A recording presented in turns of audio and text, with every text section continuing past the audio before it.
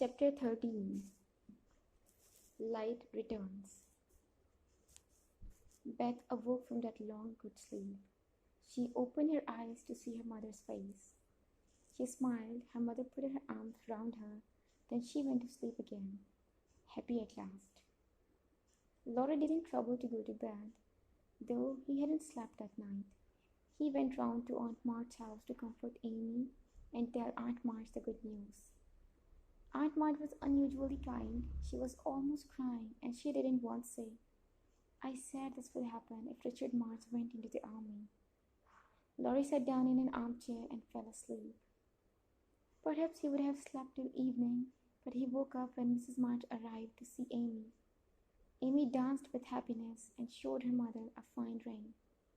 Aunt March gave it to her because she was a good girl. "Yes, you can wear your ring, Amy," said her mother. "You're really too young, but you have tried hard at Aunt March's. Now I must go back to bed. We'll soon have you home again, Amy." That evening, Jo went up to Beth's room where her mother was sitting. "I want to tell you something, Mother," she said, and she told her mother that Mr. Brooks seemed interested in Meg. "Do you think Meg cares for him?" asked her mother. "I don't know," said Jo. "She eats, drinks, and sleeps like anyone else. She looks straight in my face when I talked about Mr. Brooke." "Then you don't think Meg is interested in John?" "Hmm?" said Jo, surprised. "Mr. Brooke. I call him John now. He has been so good to your father and me at the hospital in Washington. He's told us that he loves Meg. He wants to have a comfortable home before he asks her to marry him. He's an excellent young man, but Meg won't promise to marry till she's older."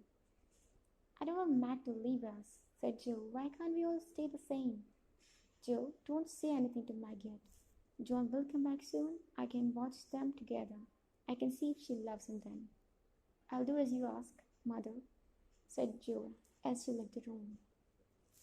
Later, Meg came to see her mother. She showed her a letter she was writing to Mr. March.